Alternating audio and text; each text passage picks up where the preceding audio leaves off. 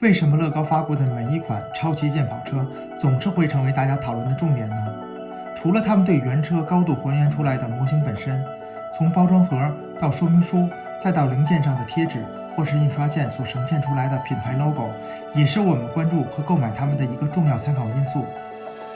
在我们之前发布的 CADA C61042的节目中，授权也成为了一个比较热门的议论话题，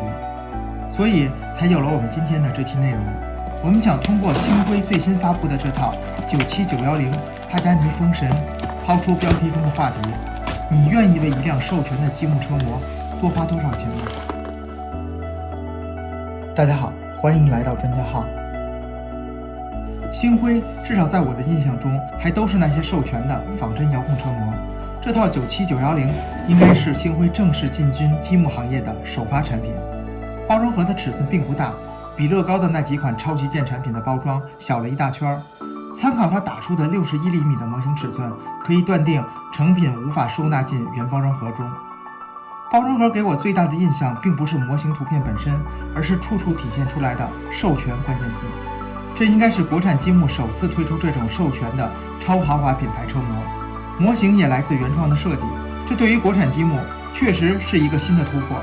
接近2900个零件将包装盒完全塞满，零件有分袋，并且在实际拼装过程中没有出现缺件，分袋也没有任何错误。而零件从模型细节上看，应该还是来自于高专，其中8号袋中装的一些非标准积木件反而是最给我惊喜的零件，包括了印有帕加尼 logo 的轮毂印刷件，帕加尼标志性的一体后视镜，还有星辉积木的厂牌。说明书是类似乐高的那种厚册子，授权字眼同样明显。打开说明书，开始拼搭。说明书将97900遥控版与97910静态版合二为一，黄色页就代表了遥控版多出来的拼搭步骤，主要是一些动力套件及其固定位的安装。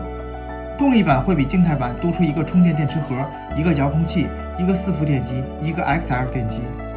我们面前的是静态版，看到黄色页直接跳过即可，但实际配的除动力套件以外的零件实际上和遥控版是一样的，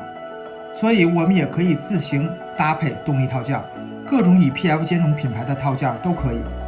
而这个说明书应该也算是这套产品最大的扣分项。还记得我们在机械创始创新第9集中提到过，乐高的8868接近1000个零件只需要32步就拼完了，是我们拼过的最难的说明书。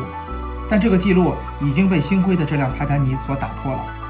乐高8868的主要问题是气动布局复杂，每一步的零件数比较多，但步骤之间的顺序，每一步的零件并没有错误。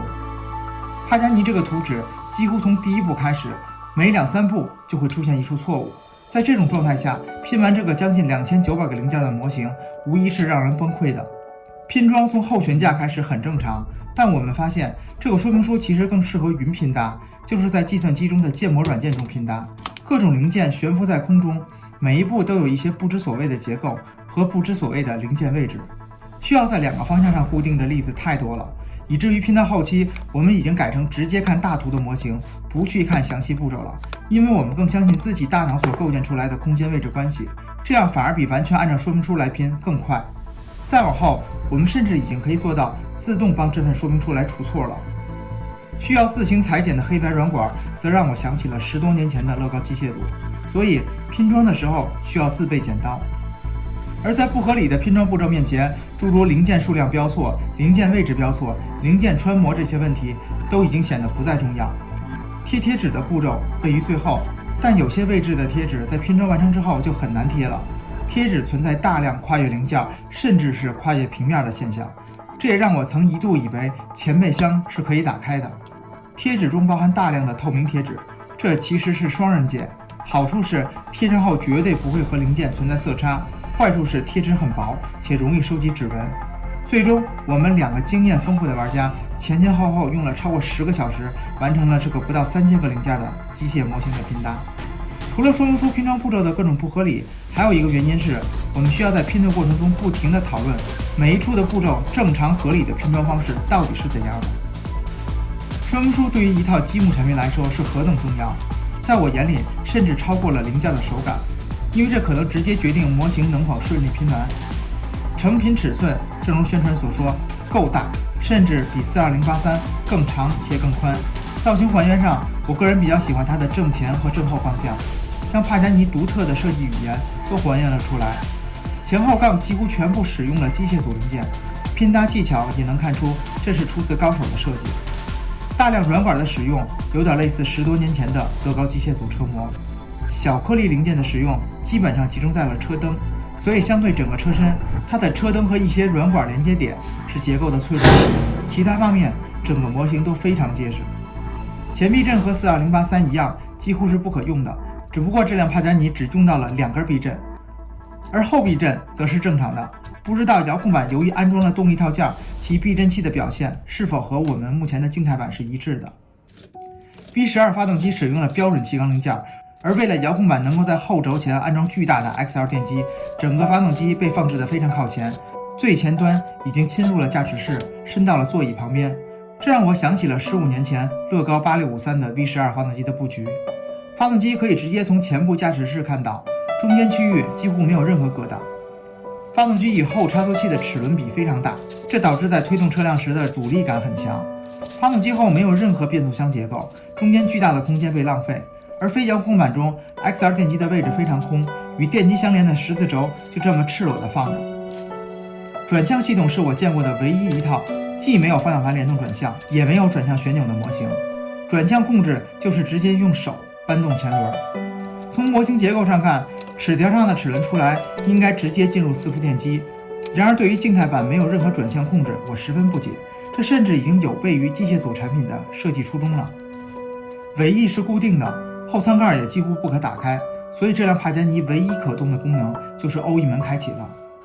一般像布加迪这种平开门，我们可以不设计任何车门机械结构。